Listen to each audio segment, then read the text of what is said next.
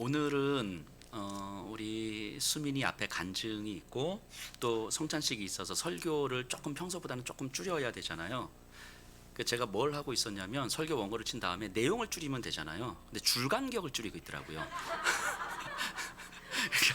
그러니까 10장짜리 설교가 8장이 된 거예요. 그죠?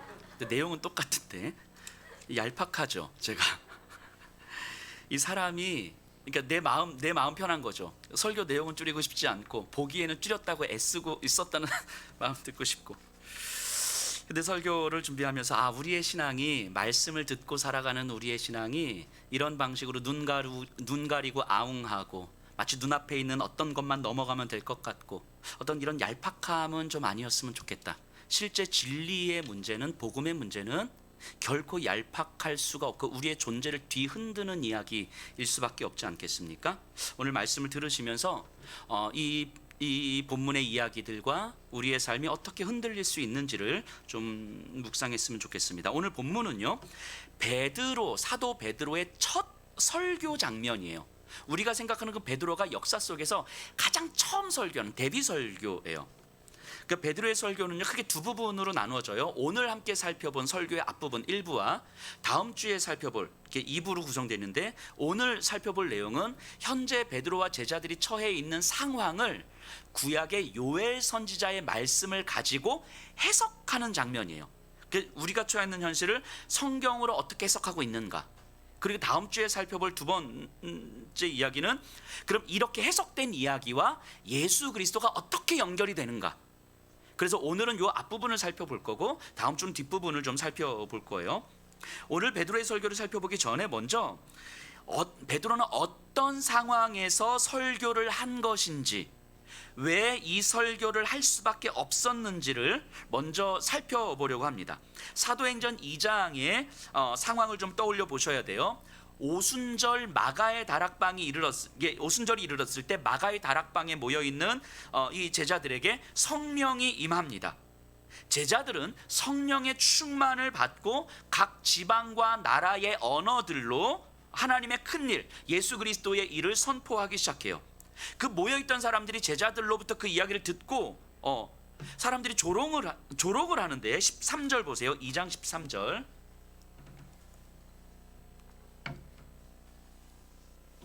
또 어떤 이들은 조롱하여 이르되 그들이 새 술에 취하였다 하더라. 복음을 들은 사람들이 새 술에 취했다라고 이야기합니다. 여기서 새 술은 어떤 술이냐면 새롭게 돈 주고 산 술이 아니고 포도주인데요, 이거 묵혀놨다가 한 1년이 됐든 2년이 됐든 묵혀놨다가 처음 꺼내는 술, 이걸 의미하는 거예요. 이 표현 자체는 그러니까 새 술이라기보다는 묵힌 술, 하지만 처음 꺼내는 술.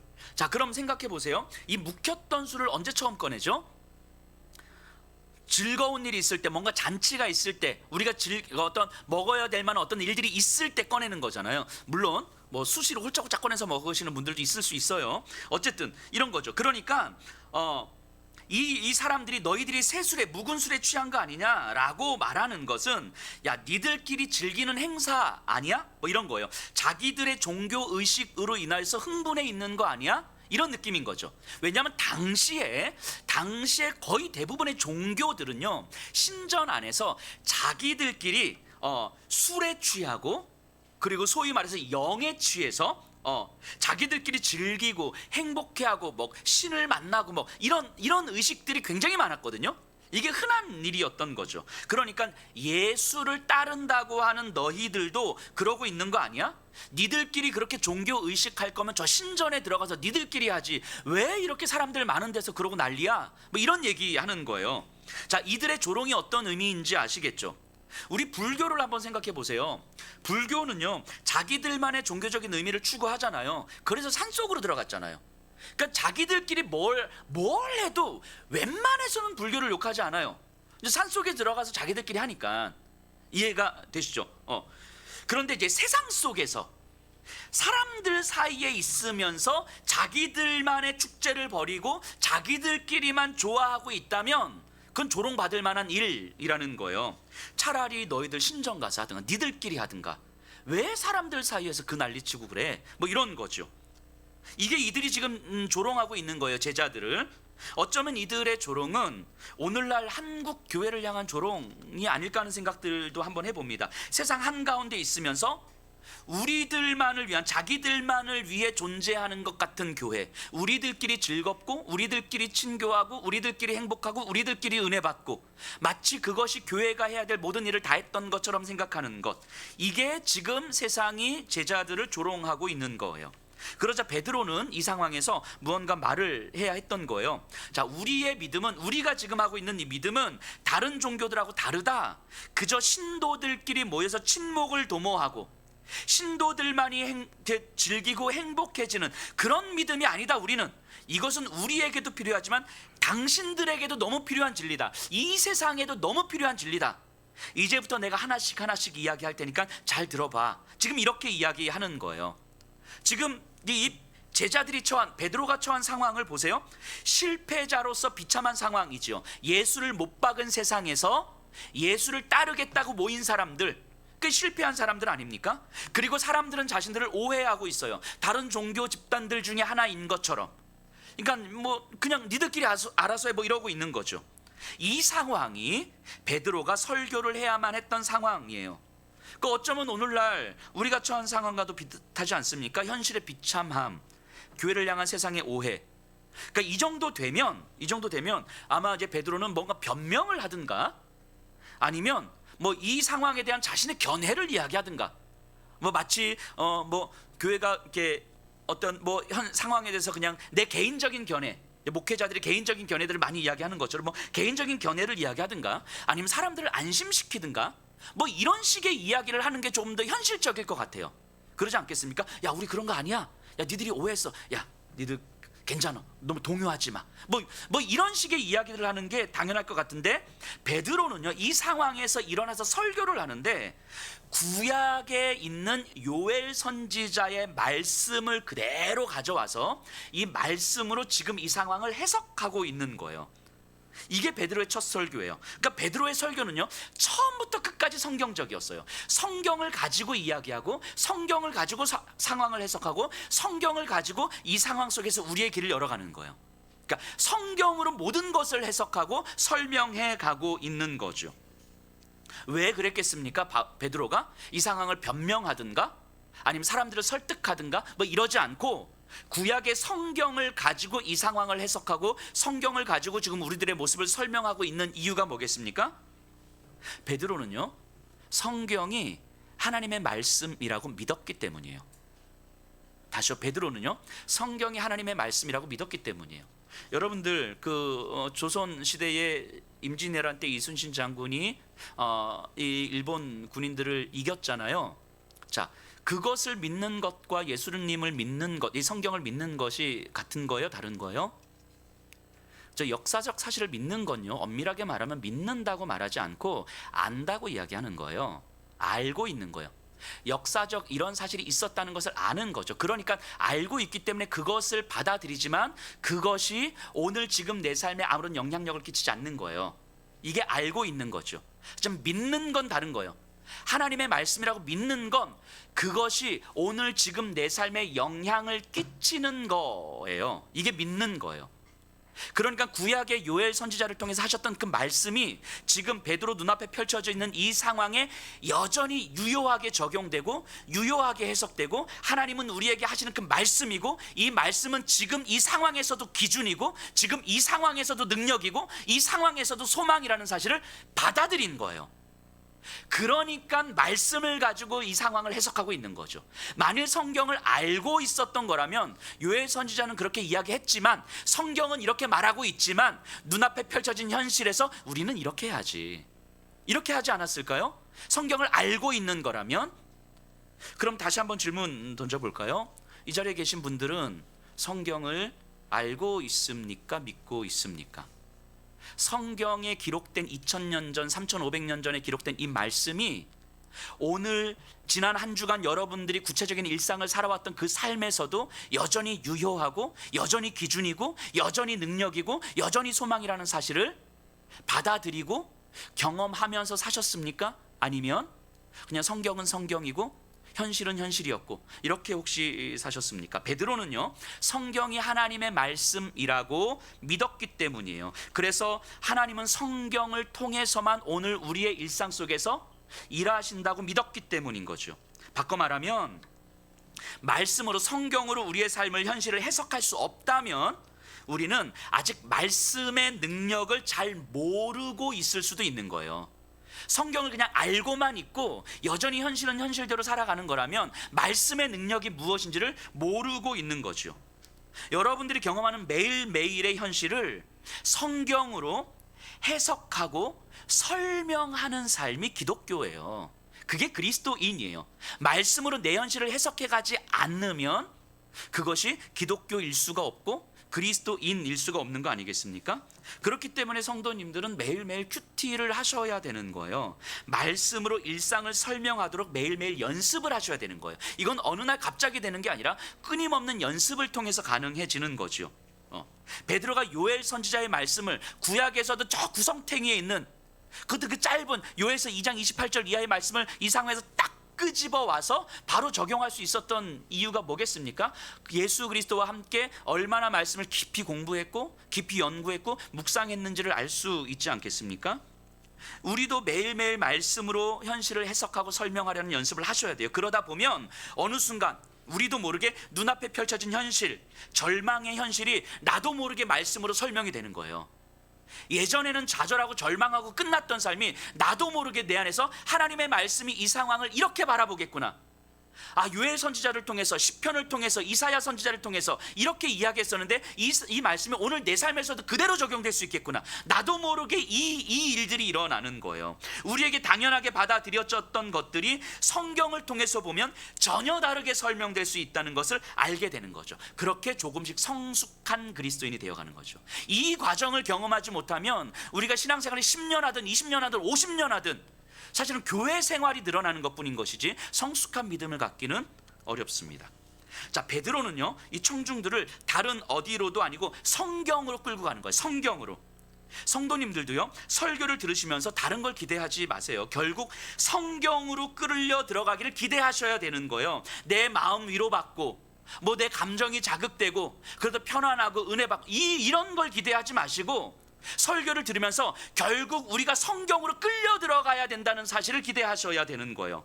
그래서 성경을 배우고 성경을 깨닫고 성경으로 삶을 설명하고 성경으로 살아가는 것, 그때 말씀으로 일하시는 하나님을 경험하게 되는 겁니다. 이게 우리가 설교를 듣는 목적이겠죠. 자, 우리 16절에서 18절입니다.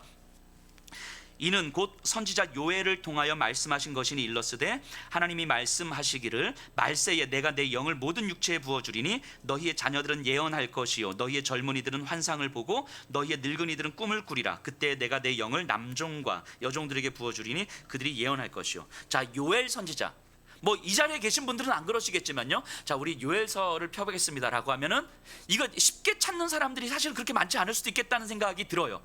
오늘날 우리도 그런데 하물며 이 시대 베드로가 이 상황을 보면서 내가 설교해야 되겠다라고 하는데 딱 찾은 성경이 요엘서고 요엘서 2장 28절 이하의 말씀인 거예요. 성경을 그만큼 깊이 알고 있었을 거예요. 자, 그런데 요엘 선지자를 통해서 이렇게 말씀하신 내용을 이제 인용하는데요, 하나님의 영이 말세가 되면 부어질 텐데 하나님의 영이 임하면 자녀들은 예언할 것이요 젊은이들은 환상을 보고 늙은이들은 꿈을 꿀 것이다. 저희 교회는 여기 늙은이라고 해서 기분 나빠하실 분들은 안 계시죠? 이 표현이 그런 거예요. 조금 더 나이 드신 분들 꿈을 꿀 것이다. 자, 남녀노소 상관없이, 종교 지도자 아니면 특별한 어떤 사람들 상관없이, 돈이 많고 적고 상관없이, 신앙의 구력이 5년이나 50년이나 상관없어요. 건강하냐 건강하지 않느냐 상관없습니다. 누구든지 주의 영이 임하면 예언을 하고 환상을 보고 꿈을 꾼다고 이야기하는 거예요. 여기서 말하는 예언, 환상, 꿈은요, 어떤 초자연적인 기작, 그래서 막 보고 내가 가야 될 길 딱 정하고 이런 거 얘기하는 게 아니에요. 표현은 다르지만 세상을 향한 하나님의 통치를 알려주는 하나님의 계시인 거예요. 여담이지만 이제 꿈 이야기에서 어제 장례식을 다녀왔는데 우리 함께 가신 집사님 중에 한 분이 크게 이제 막 가려고 준비하진 않았는데 밤에 제가 꿈에 나타났대요. 꿈에 나타나서 제가 집사님 같이 가셔야죠 이렇게 이야기했다는 거예요. 그래서 일어나자마자 옷 챙겨 입고 나왔다고. 그러면서 목사님 꿈에서까지 그러시면 어떡합니까? 근데 저는 결코 들어간 적이 없는데 어떻게 그렇게 나타났을까요? 자, 그래서 이거를 꿈 공격이라고 하더라고요. 꿈 공격. 자, 어쨌든 여기서 말하는 꿈, 예언, 환상은요. 요한 집사님 괜찮아요, 괜찮아요. 예, 예. 괜찮아요. 예, 민망해 하지 않으셔도 돼요. 자, 근데 여기서 말하는 꿈, 환상, 예언은요, 어떤 꿈 속에서 하나님 뭘 딱 보여주죠. 이런 거 얘기하는 거 아니에요. 자, 여러분들 성경에서요, 구약 성경에서 예언자들, 선지자들이 하는 일이 무엇입니까? 야, 미래 이런 일이 있을 거야. 이런 거 아니에요. 예언자들이 하는 일은요, 하나님의 정의가 무엇인지를 말씀하시고 하나님의 정의를 따른다면 하나님은 그들과 함께 하나님의 일을 만들어 가실 것이고, 하나님의 정의를 외면한다면 결국 하나님의 심판 아래 놓이게 될 것이라고 선포하는 사람들이 예언자였어요. 그게 이사야였고, 그게 예레미야였고, 그게 에스겔이었단 말이죠. 그게 다니엘이었어요. 그래서 선지자들의 이야기를 들어보면 공통적으로 뭘 이야기합니까? 하나님께로 돌아와라. 너희들은 세상의 힘을 버리고 하나님께로 돌아와라. 그리고 하나님께서 무엇을 원하시는지, 하나님의 정의가 무엇인지, 하나님의 진리가 무엇인지를 깨닫고 그 정의에 너희들의 삶을 맡기라. 이게 예언자들이 공통적으로 했었던 이야기들인 거죠. 그랬을 때 하나님은 하나님의 역사를 어떻게 만들어 가실지 보여준 거 아니겠습니까? 그러니까 예언, 환상, 꿈은요, 결국 이 세상을 움직이는 참된 힘, 진짜 힘이 어디서 나오는지를 알게 되는 거예요. 우리가 계속 큐티를 통해서 다니엘서를 묵상해 왔잖아요. 지금 다 하셨죠? 다니엘서 묵상 다 하셨을 거라고 믿고, 자, 다니엘에게 하나님은요, 이후에 일어날 제국의 역사를 지금 환상을 통해서 보여주셨어요. 이 바벨론 제국에 살고 있는 다니엘에게, 그러니까 절대 무너질 것 같지 않던 그 강대국들도 결국은 더 큰 힘에 의해서 무너질 수밖에 없음을 보여준 거잖아요. 실제로 로마 제국 시대 때요, 사람들은 믿었어요.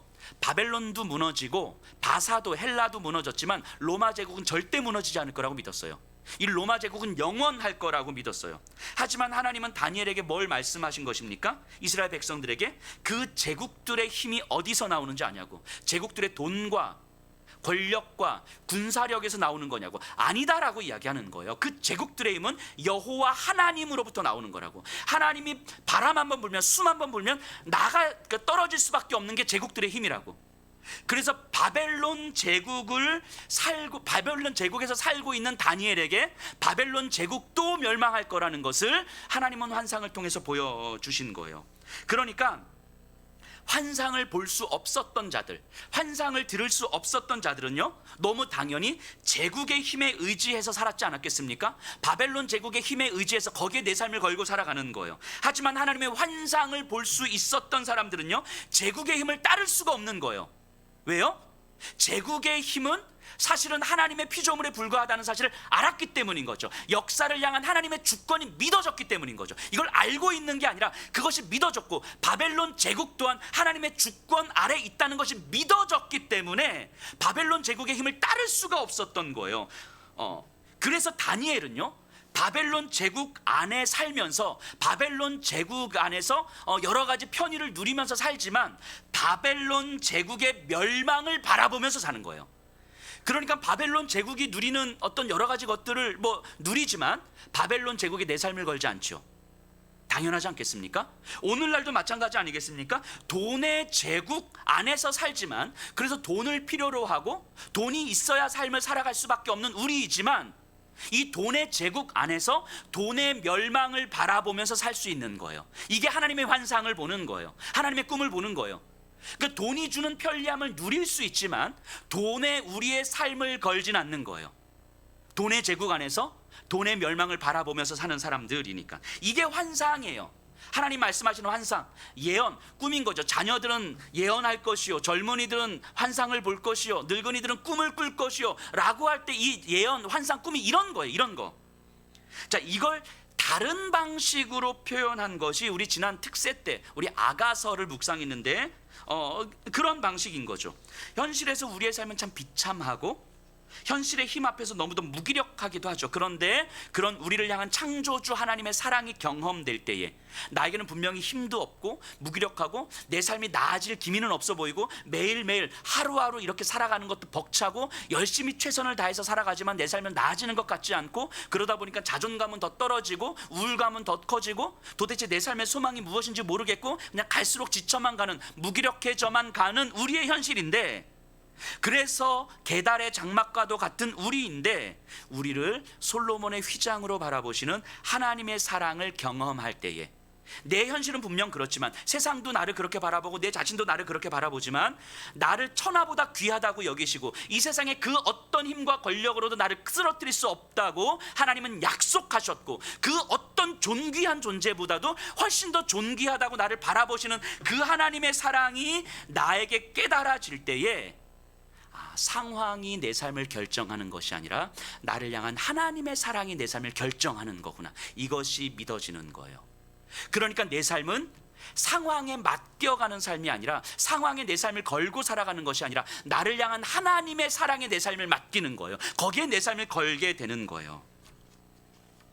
오늘 우리도 마찬가지 아니겠습니까? 이 하나님의 말씀이 믿어지면, 예수 그리스도를 통하여서 우리를 천하보다 귀한 존재라고 받아들이신다는 사실이 믿어지면, 우리는 잘난 것 하나 없고 우리는 더 나아질 기미도 전혀 없지만 예수 그리스도를 통하여서 우리의 존귀함을 하나님께서 인정해 주시고 우리를 무한히 사랑하신다는 사실이 우리에게 깨달아지고 믿어진다면, 내가 처한 현실, 나를 비참하고 절망에 빠뜨리는 이 현실이 내 삶을 결정할 수 없다는 것을 우리는 깨닫게 되는 거예요.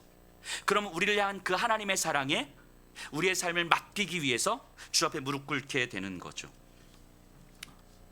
이게 환상과 꿈을 보는 거예요. 이게.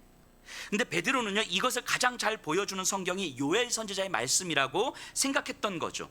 그래서 이 베드로 사도가 이야기하는 이 요엘 선지자, 그러니까 이 구약에 있는 요엘 선지자가 말했던 그 상황을 베드로는 충분히 알고 인용했을 거예요. 요엘 선지자의 상황은요, 뭐 이런 거예요. 쉽게 말하면 땅은 황폐화됐고 세상은 혼란과 혼돈 속에 빠져 있고 사람들은 갈 길을 몰라 처절한 생존에 목숨 걸고 살아가는 거예요. 그러니까 사람들이 가장 최고의 가치는 내 생존과 안전, 내 자녀들, 내 가문의 유지, 뭐 이런 것들, 이 외에 다른 가치, 뭐 정의, 사랑, 뭐 진리, 이런 것들을 생각할 수 있는 시대가 아니었던 거죠. 그냥 비참한 현실, 내가 살아남고 내가 안전하면 그것이 최고인 거죠. 그런 시대였어요. 요엘 선지자가 있었던 곳. 그때 하나님이 요엘 선지자를 통해서 말씀하시는 거예요. 어떠한 소망도 볼 수 없는 현실에서 너희들은 과연 무엇에 소망을 두고 있는가? 이 질문 던지는 거예요. 너희들이 살기 위해서 붙잡고 있는 것은 무엇인가? 그것 붙잡고 산다 한들 과연 그것이 행복한 삶이겠느냐라고 질문 던지고 있는 거예요. 그리고 말씀하시기를, 하나님의 영이 임하시면 우리의 현실에서는 그 어떠한 소망도 없고 비참하게 하루하루를 살아갈 수밖에 없지만, 주의 영이 우리에게 임하시면, 하나님의 영으로 인하여서 너희들의 믿음의 눈이 떠지면 너희들에게는 하나님이 이 세상을 어떻게 통치하고 계시는지가 보일 것이다. 이거 말씀하시는 거예요. 하나님의 영이 우리에게 임하면 비참한 현실, 아무런 소망이 없는 현실, 내 안전 외에 다른 것을 추구할 수 없는 현실에서 하나님이 이 세상을 어떻게 다스리고 계시는지, 하나님의 정의를 하나님은 어떻게 펼쳐 가실 것인지가 보일 것이다. 그리고 거기에 역사적 힘이 있다는 사실을 너희들은 알게 될 것이다. 그러니 너희들은 그 하나님의 정의에 너희 삶을 맡기게 될 것이다. 이 이야기를 하고 있는 거예요. 하나님을 볼 수 없기 때문에, 환상과 꿈을 볼 수 없기 때문에 생존을 위해서 살아가야만 하는 세상에서 너희는 너희가 살아야 할 꿈을 보게 될 것이다. 이거 말씀하시는 거죠. 베드로가 처한 상황도 너무 비슷하지 않았습니까? 세상은요, 생존을 위해서 점점 황폐해져 갔고요, 로마 황제를 중심으로 권력이 기준이 되는 세상이었고요, 어떤 정의도 진리도 찾아볼 수 없는 세상이었고요, 힘 없는 자들은, 돈 없는 자들은 정말 비참해질 수밖에 없는 시대가 로마 시대였었고요, 종교는요, 당시에 있었던 종교들은요, 자기들만의 세상에 갇혀서 세상을 향한 그 어떤 영향력도 끼치지 못한 채 자기들의 쾌락과 자기들의 즐거움과 자기들의 행복과 자기들의 은혜 안에만 갇혀 있었던 세상, 이 세상이 베드로와 제자들이 살고 있었던 세상이었고요, 그 세상에서 예수를 못 박았는데 그 예수를 따르겠다고 하는 그 제자들은 박해를 받고 왕따를 당할 수밖에 없었던 세상, 소망이었어요. 그게 현실이었어요. 이때 베드로가 외치는 거예요. 뭐라고 외칩니까? 구약의 요엘 선지자가 말씀하셨던 그 하나님의 영이 지금 우리에게 임했습니다. 이거 말씀하시는 거예요. 그 영이 지금 우리에게 임했습니다. 요엘 선지자가 외쳤던 것을 기억하십니까? 당신들은 과연 무엇을 소망으로 품고 살아가고 있습니까? 당신들은 살기 위해서 붙잡고 있는 것들이 무엇입니까? 요엘 선지자가 이 질문 던졌다는 걸 기억하십니까? 라고 지금 베드로가 이야기하는 거예요. 그것들이 정말 여러분들의 소망입니까? 하나님의 영이 임한다면 현실의 힘이 결코 소망이 될 수 없다는 것을 알게 될 거라 말씀하지 않으셨습니까? 성경에. 저는 이 성경을 믿습니다.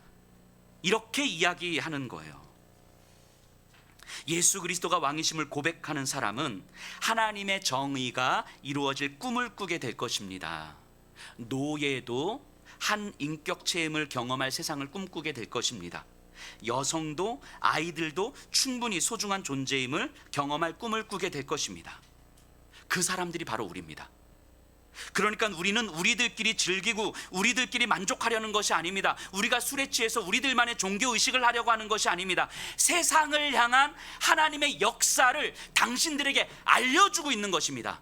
우리가 대단해서가 아니라, 우리가 힘이 있어서가 아니라, 이 말을 하면 우리가 잡힐 수도 있는데 우리가 용기가 있어서 의지가 강해서가 아니라 하나님의 영이 우리에게 임했기 때문에 아무런 힘도 보잘것도 없는 우리를 통해서 세상을 향한 하나님의 역사를 말하게 하는 것입니다. 지금 이렇게 이야기하고 있는 거예요.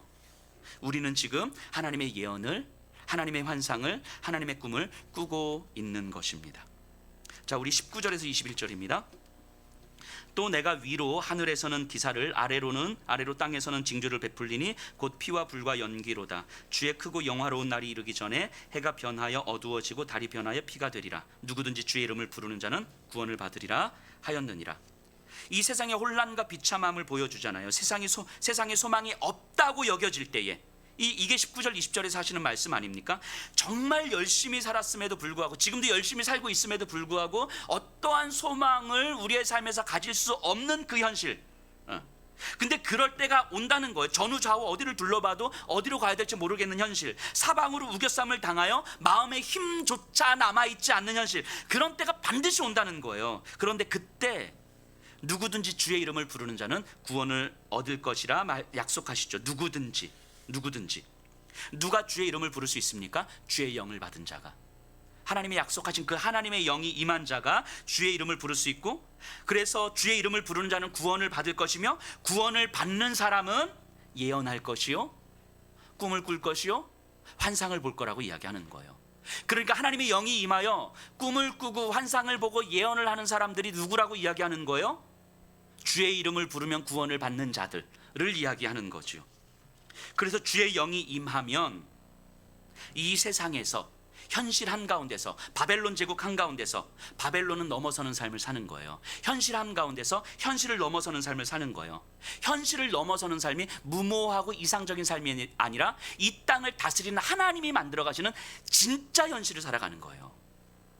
그러니까 이 성경은요, 우리에게 더 열심히 살아라, 더 헌신해라, 더 애를 써라, 이렇게 이야기하는 게 아니에요. 그걸 요구하시는 게 아니에요. 우리는 더 헌신할 수 없는 사람들일 거고, 더 애를 쓸 수 없는 사람들일 거고, 더 이상 열심히 살 수도 없는 사람들일 거예요. 그런다고 해서 우리의 삶이 달라지지 않을 거예요. 하지만 주의 영이 임하면, 하나님의 영이 임하면 우리의 상황과 환경과 조건과 열정과 상관없이 우리에게 꾸게 하실 그 하나님의 꿈이 보일 것이고, 우리에게 펼쳐져 가실 하나님의 그 환상이 보일 것이고, 그리고 거기가 진짜라는 것이 믿어져서 우리의 삶의 걸음을 걷게 된다는 거예요. 이게 하나님께서 허락하시는 환상, 예언, 꿈 아니겠습니까? 저희 교회 건물에 5층에 보면요, 이게 넘버 3라는 술집이 있어요. 일반 호프집은 아니고 아가씨들이 나오시는, 그렇다고 퇴폐업소는 아니에요. 2차는 안 나가는 술집. 이거 제가 사장님한테 확인을 해봤어요. 2차는 안 나가는. 근데 예전에 4층, 5층이 다 그 농월 넘버 3였었는데, 이 농월은 지금 망했고, 농월 사장님하고 친해서 저희 소그룹 모임을 농월에서 하려고 했었던 거잖아요. 주일날 낮에 거기 영업을 안 하니까. 그 조건이 좋거든요. 홀도 있고 룸도 있어가지고. 근데 이제 거기가 망하는 바람에 좀 이렇게 못했는데, 어쨌든. 근데 이제 5층은 계속 영업을 한단 말이죠. 근데 몇 주 전에 제가 밤에 엘리베이터를 타고 이렇게 내려가는데 5층에서 그 사장님이 타시는 거예요. 그 여자 사장님이 이렇게 부부가 하시는데, 그래서 이제 그냥 인사하면서 가볍게 이야기하다가 엘리베이터 내려서 1층 건물 입구까지 갔는데 거기서 서서 1시간 반을 이야기했어요. 그분하고 1시간 반 동안 그 입구에 서가지고 뭐 그것도 중간에 제가 이렇게 한 11시 뭐 거진 12시에 다 돼갔던 시간이었는데 중간에 제가 아는 분을 만나는 바람에 끝났지, 안 그랬으면 아마 더 이야기하지 않았을까 싶은 생각이 들어요. 사장님 입장에서는 제가 술집에 손님이 될 가능성은 없잖아요. 그죠? 가능성이 있다고 믿는 분들이 있나요?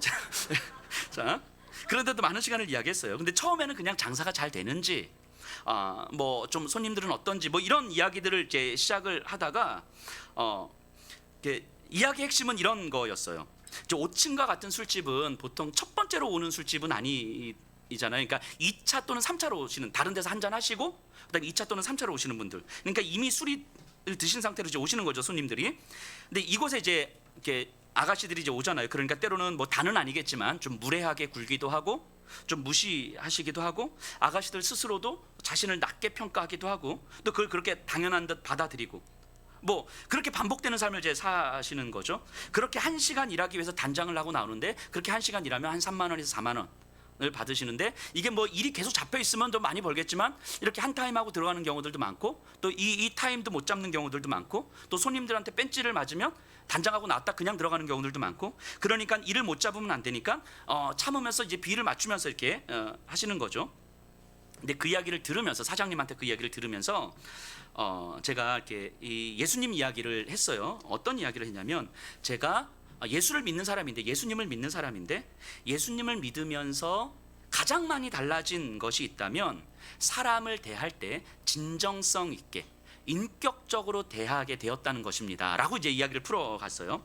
그래서 대부분의 이제 이런 술집들이 이제 카드로 결제를 하잖아요. 그러니까 수수료가 발생하니까 사장님이 이 종업원들보다 좀 더 많이 가져가는 거예요. 그런데 제가 그래서 수수료 때문에 사장님이 좀 더 많이 가져가시지만 수수료 떼고 나머지 돈을 한 5대5로 나눠 가주셔도 그분들하고 되게 좋겠다 싶다고. 그리고 그분들은 이제 퇴직금이 없으시잖아요. 그런 게. 그래서 조금씩이라도 퇴직금을 한번 정산해 주시면 그 아가씨들이 너무너무 좋아하지 않겠습니까? 뭐 이런 이야기들을 하면서, 그러면서 조금 더 말 한마디, 행동 하나라도 그 아가씨들을 조금 더 진정성 있게 대해주시고 인격적으로 대해주시고, 음료수 하나, 간식 하나 먹는 것도 아가씨들을 위해서 따로 좀 준비해주시고, 이렇게 뭔가 이게 일하러 오는 것이지만 내가 한 인간으로서 대접받고 있다는 느낌을 받을 수 있도록 사장님이 그렇게 해주시면 손님들도 아가씨들을 함부로 대하지는 못하지 않겠습니까? 그러면 이 손님들은 손님, 그 가게를 대하는 태도, 이 아가씨들이 손님들을 대하는 태도도 좀 더 밝아질 것이고, 여기에 오시는 분들은 진정성 없는 웃음이라도 즐기려고 오는 사람들인 거잖아요. 그 웃음이 진정성이 없어도 그냥 그걸 즐기려고 오시는 분들인 거잖아요. 그런데 그 웃음에 진정성이 조금은 담기지 않겠냐고. 그럼 그 웃음에 진정성 있는 웃음으로 손님들을 맞이하면 손님들은 그 더 기분이 좋을 거고, 그럼 한 번 오면 두 번 오고, 두 번 오면 네 번 오고, 그럼 단골이 생기고, 그럼 고정 손님들 생기는 거 아니겠냐고. 뭐 이런 이야기들을 쭉 이제 했었어요. 그러니까 사장님 또 이것저것 물어보시기도 하고, 뭐 이런 이야기를 1시간 반 동안 한 거예요. 그러면서 이제 헤어지면서 사장님이 조만간 시간을 내서 이야기를 해보자고, 그래서 제가 조만간 5층 한번 놀러 가 보려고 하는데, 물론 제 얘기의 시작은 아가씨들을 인격적으로 대해주는 것, 한 인간으로서 진정성 있게 대해주는 것은 이야기를 하고 싶었던 건데, 이야기를 하다 보니까 술집 단골 손님 만드는 이제 컨설팅이 돼버렸어요. 어쨌든 근데 이야기를 마치고 집에 와서 이렇게 생각을 좀 해봤어요. 술집도 이 세상에 있는 하나의 세상이잖아요. 하나님이 통치 영역인 거잖아요. 거기도. 그러니까 웃음을 팔고 돈을 받는다는 이유로 다른 사람들에게 무시를 당하는 것이 일상이 되어버리신 분들, 심지어 자기 스스로도 그렇게 생각하게 되는 거죠. 최소한의 자존심은 지켜가겠지만 사실은 그냥 낮은 자존감이 일상이 되신 분들, 하지만 당신들도 충분히 존중받을 만한 인격이 있고, 누군가 진정성 있게 관계를 맺고, 그래서 조금은 더 따뜻한 관계와 따뜻한 사랑을 경험할 수 있기를 바라는 것, 그래서 그것을 위해서 누군가는 한 걸음 내딛고 누군가는 실천해 볼 수 있는 것, 이것이 어쩌면 그리스도인들이 꿀 수 있는 꿈 아닐까요? 누군가는 그 따뜻한 사랑과 인격적 존중을 경험해 보지 못한 그 어떤 누군가라도, 그 누군가는 따뜻한 사랑을 예수 그리스도께서 우리에게 보여주셨던 것처럼 그것을 소망할 수 있고 꿈꿀 수 있고, 그리고 그것을 위해서 누군가 한 걸음 내디뎌 볼 수 있는 것. 이제 이 생각을 하면서 제가 예전 생각을 좀 해보게 됐어요. 저 청년 때 한창 성령이 뜨거웠을 때, 진짜. 지금은 잘 모르겠는데 안 가봐서. 근데 서울역, 예전에는 서울역 가면요, 서울역 뒤쪽에 가면 좀 어두워질 때 가면 아줌마들이 거리 이렇게 나와 계세요. 그 지나가면 뭐라고 하냐면 학생 놀다가 이렇게 성매매하는 업소인 거죠. 그 서울역 뒷거리에 이렇게 쭉 있었거든요. 우연히 경험을 하게 되었는데, 제가 거기 들어갔다는 얘기가 아니고 그 거리를 지나가다가 학생 놀다가라는 말을 이제 들은 거죠. 그때 제가 한창 성령이 뜨거웠을 때잖아요. 청년 때, 그러니까 신학을 하기 전이었어. 신학을 하기 전에 훨씬 더 뜨거웠던 것 같아요, 제가. 자, 어쨌든 제가 어떤 생각을 좀 하게 됐냐면, 제가 돈을 주고 거기 들어가면 얼마의 시간이 주어질지 모르겠지만 적어도 그 시간만큼은 제 시간이잖아요. 그럼 한 명의 아가씨와 그 시간 동안만이라도 그분을 좀 쉬게 해주고, 그리고 성경책을 주고 짧게 예수님 이야기라도 해줘야 되겠다는 생각을 한 거예요, 제가. 그래서 성경책을 들고 이제 가방에 넣고 이제 서울역 거리 이제 배회를 한 거죠. 근데 몇 번 배회를 했는데 차마 용기가 없어 들어가지, 실행에 옮기지 못했어요. 근데 이제 몇 번 갔다가 학생 놀다가라는 소리만 듣고 예 이렇게 갔다가 한번 들어가 볼 걸 그랬나 싶은 생각도 드는데, 어쨌든 근데 그때는 단순했는데 어떤 생각이었었냐면, 따뜻한 사랑을 경험시켜 주고 싶다. 근데 그거는 예수 그리스도의 사랑 밖에는 없으니까 오로지 나에게 주어진 시간에, 1대1로 나에게 주어진 시간에 예수님 이야기하고 성경책을 선물로 주고 나오면 좋겠다라고 단순하게 그냥 그렇게 생각을 했었던 거예요. 뭐 그런 행동에 어떤 의미가 있다 없다 이런 것들을 떠나서 이런 마음인 거죠. 세상 한가운데서, 그것이 어떤 세상이든 세상 한가운데서 하나님께서 약속하신 성령을 경험하는 일, 그게 누구든, 그게 무슨 일을 하는 사람이든 상관없이 그것을 알려주는 일, 이것이 베드로가 말하는 꿈을 꾸고 환상을 보고 예언을 하는 거 아니겠습니까? 그래서 이 세상에서 하나님을 알지 못하는 사람들에게 어떻게 해서든지 예수가 왕이라는 사실을, 예수 그리스도의 사랑 안에서 우리가 얼마나 풍성해지고 얼마나 넉넉해질 수 있는지, 그래서 상황과 환경과 조건이 내 삶을 결정해가는 삶이 그것 자체가 비참한 삶이고, 그렇기 때문에 어떤 환경과 조건도 내 삶을 결정할 수 없는 유일한 삶은 예수 그리스도를 알아가는 삶이라는 걸 알려주는 것. 이것이 지금 베드로가 모인 사람들한테 하고 있는 설교 이야기 아니겠습니까? 지난주에 비전 수련회를 이제 했었잖아요. 그 오후에 2023년도 예수평화교회 이야기들을 좀 많이 나눴고요. 근데 집에 와서 이제 저녁에 비전 수련회 때 있었던 이야기들을 쭉 이제 한번 정리를 해봤어요. 그러면서 저희 개척 초기 때를 한번 떠올려 봤거든요. 저희가 이제 올해가 이제 12월이 되면 이제 딱 7년이 되더라고요. 근데 첫 초기를 한번 생각해 봤어요. 저희 개척 처음 시작할 때 제 기억에 아마 우리 유치부 아이들이 한 2명 정도 있었던 것 같고요. 어린이부 아이들이 우리 아이들 포함해서 한 3명 있었던 것 같고요. 청소년부 아이들은 1명도 없었거든요. 그런데 예수평화교회는 다음 세대를 교회의 방향으로 삼잖아요. 그래서 아이들을 위해서 교회가 할 수 있는 것이 뭐가 있을까라고 생각을 했을 때 아이들을 위한 담당 교육자가 있어야 된다는 생각을 했었어요. 아이들이 있든 없든. 아이들이 있으면 교육자를 두고 없으면 교육자를 안 두는 건 어쩌면 효율적인 관점일 것 같아서, 아이들이 있든 없든 유치학부, 어린이부, 청소년부 전도사님들 3분들을 이제 두었고, 한 명이라도 올 때 이 아이들에게 말씀을 가르치고 기도하고 양육해 줄 사람이 필요하다고 생각했고, 그래서 이제 또 교회 바깥에 나가서 계속 아이들 만나고 학교 찾아다니고 만나고 뭐 이래야 된다고 생각했기 때문이에요. 그 3분의 전도사님을 이제 모셨는데, 그때 교회 개척 초기니까 사실은 교회 재정이 없잖아요. 첫 해는 50만 원씩 드렸어요, 3분을. 근데 1년이 지나고 났는데 50만 원 좀 너무하다 싶어가지고 90만 원씩 드렸거든요. 2년차 때부터 이제 50만 원에서 90만 원을 올려드린 거죠. 근데 90만 원씩 3분을 드리려다 보니까 이 교회 재정이 그때는 막 그때 헌금으로 또 한 달 살고 막 이랬을 때잖아요. 근데 쉽지 않은 거예요. 그러니까 방법은 하나밖에 없는 거죠. 그 담임 목사 사례를 줄이는 것밖에 없는 거죠. 그래서 그때 제가 개척하고 2년 차 때까지 어떤 사택 지원이나 뭐 이런 지원 하나 없이 도서비 10만 원 포함해가지고 제가 한 달 딱 받았던 금액이 210만 원이었어요. 210만 원. 근데 저는 210만 원이요, 결코 작다고 생각하지 않습니다. 굉장히 큰 돈이에요, 큰 돈. 그런데 대한민국에서 자녀 2명을 키우는 4인 가족이 살아가기에는 사실은 이게 참 많이 불편한 금액 이더라고요. 최저 생계비가 한 300, 요즘 300 얼마 지금 하는 것 같은데. 그리고 2년 지나고 3년 차 지나면서 이제 사택지원금을 좀 받기 시작했어요. 자, 이런 생각을 하는 거예요. 그러니까 현실적 조건을 따졌다면 아마 그렇게 못했을 것 같아요.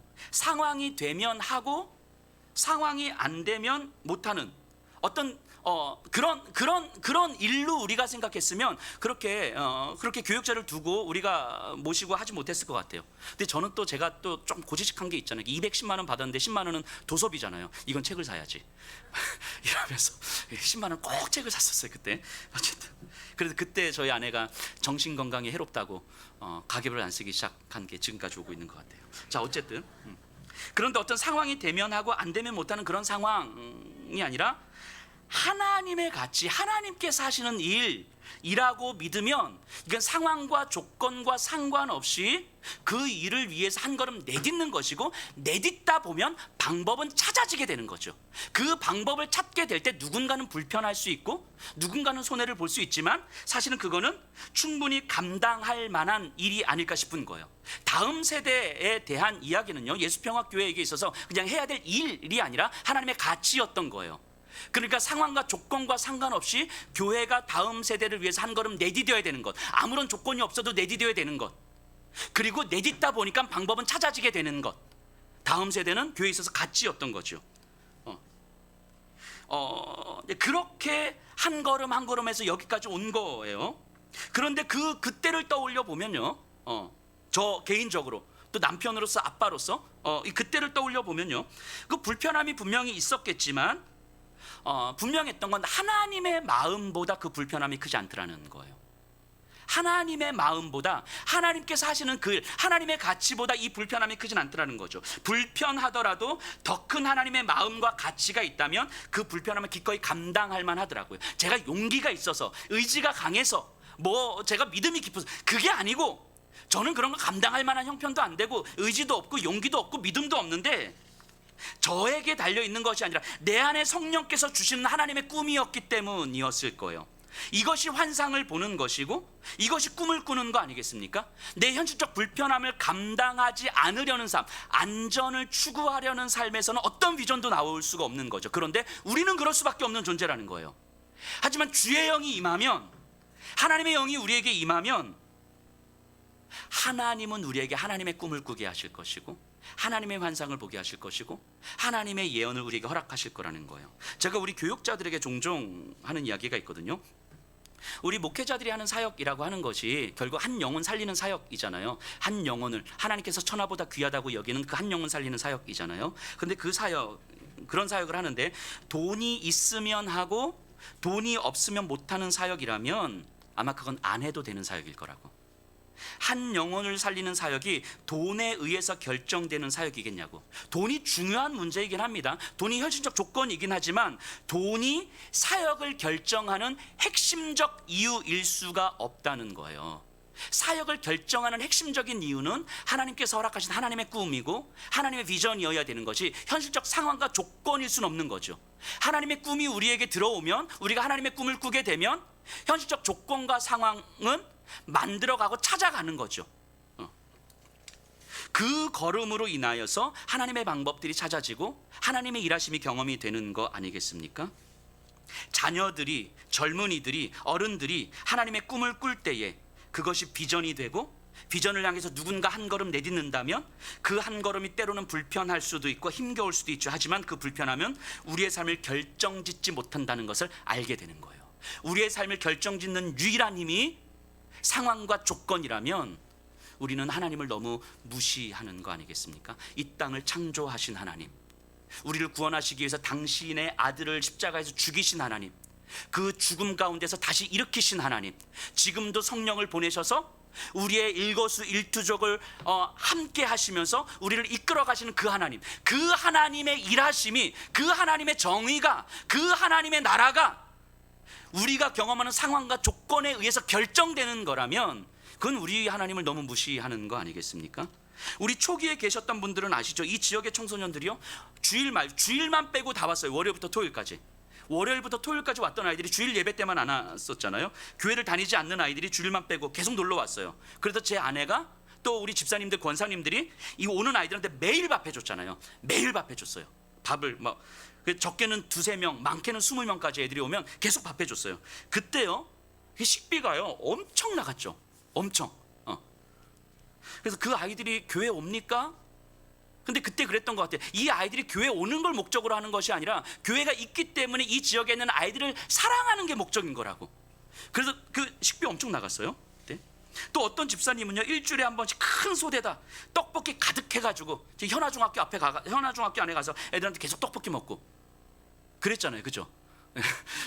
그 현아중학교에서 쫓겨나서 정문 그 앞에서 애들을, 그 현아중학교 아이들이요, 저희 예평을 모르는 아이들이 없었던 거예요. 거의 대부분 매주 가서 떡볶이 먹어 뭐 이런. 왜 그랬을까요? 그 열정과 그 재정, 그게 어디서 나왔겠습니까? 우리에게서 나왔겠습니까? 우리가 조건이 돼서 그렇게 했을까요? 다음 세대를 향한 성령께서 주셨던 꿈 아니었겠습니까? 다음 세대를 향한 하나님께서 허락하신 환상 아니었겠습니까? 성령께서 주시는 다음 세대를 향한 꿈을 누군가는 꾸게 되었고, 그로 인해서 누군가는 움직였고, 움직인 그 누군가를 통해서 하나님은 하나님의 일을 하셨던 거죠. 불편했지만 충분히 감당할 만했고, 힘겨웠지만 충분히 기쁠 수 있었던 것은 우리의 열심과 헌신과 의지의 문제가 아니라 주의 영이, 하나님의 영이 이 세대를 향해서 주셨던 마음이었기 때문인 거죠. 이 세상에서요, 교회는요, 하나님의 꿈을 꾸고 환상을 보고 움직이는 유일한 곳이에요.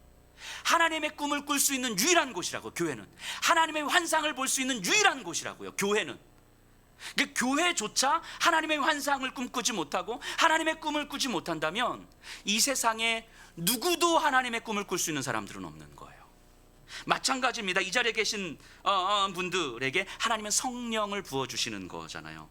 여러분들이 나이가 많든 적든, 돈이 많든 적든, 건강하든 건강하지 않든, 여러분들을 통해서 하나님은 하나님의 꿈을 꾸게 하실 것이고 하나님의 환상을 보게 하실 것입니다. 그리고 거기에 여러분들의 삶이 조금씩 맞춰져 갈 때 여러분들의 삶의 한 걸음 한 걸음이 그 하나님의 꿈을 꾸는 걸음이 될 거예요. 그때 여러분들의 입술을 통해서 이렇게 고백되지 않겠습니까? 불편하지만 충분히 감당할 만하고, 힘겹지만 충분히 기뻐요. 1년이 지나고 2년이 지난 후에 이 자리에 계신 분들과 제가 함께 이 하나님 꾸게 된 그 하나님의 비전을 나눌 수 있었으면 좋겠어요. 여러분들이 이런 이야기를 했으면 좋겠어요. 목사님, 하나님께서 우리의 가정에 우리에게 성령을 부어주셨습니다. 내 삶은 정말 힘겨운데 나를 통해서, 우리 가정을 통해서 하나님은 이런 꿈을 꾸게 하셨고 저런 꿈을 꾸게 하셨습니다. 우리가 우리 자녀들과 함께 하나님의 꿈을 꿀 수 있다는 사실이 너무 감격스럽고 너무 감사해요. 충분히 감당할 만한 삶이고 충분히 기뻐할 만한 삶이고, 내 평생 이 걸음 걸어갔으면 좋겠어요. 이렇게 말할 수 있다면 너무너무 감동적일 것 같아요. 이 자리에 계신 분들과 제가 시간이 갈수록 우리에게 허락된 그 하나님의 꿈과 하나님의 환상이 우리의 삶을 통해서 나누어지기를 간절히 소망합니다. 우리